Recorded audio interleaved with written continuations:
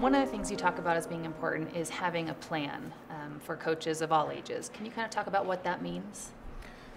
Well, for planning is way more important in the big picture when you think about what all is involved with your program. So whether you're with a parent board, whether you're with a school board, whatever the circumstances are, a plan to them is key, because then they'll know exactly what their purpose is, what you expect of them, what the athletes are expected to do, and they understand it's instead of being in the dark, they get it. So from point A to point B, they understand. From point B to point C, they understand.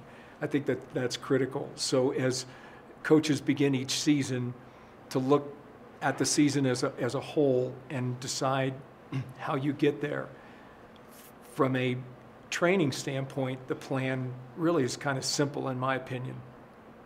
If you put a few good days together, you have a good week of training.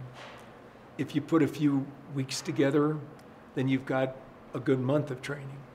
And if you put a few months together, then you've got a season. And that's the way I always looked at it. I was never one to get too far ahead, tried to be in the moment, but that's part of the plan for your athletes. And I think the same kind of plan is important for the parents and the people that you work with, because then they understand that, okay, this is it's a day-to-day operation. It's a moment-to-moment thing.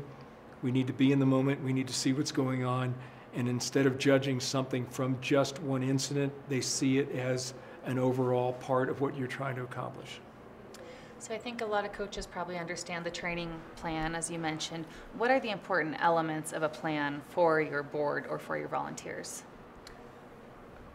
Making sure you communicate with them regularly is the most important plan that you can put together.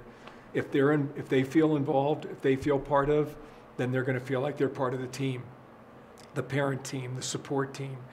And you can never have enough support as a coach. So you always want to make sure that you're keeping them up to date on your thoughts, the direction that you see things going in, and don't be afraid to ask for their feedback. It's not. That's another thing that coaches stumble with, is they let their, I want to say, their ego or what they think their expertise is, never to be open to what might make them a better person, which is going to make them a better coach. So it's a two-way street. Absolutely.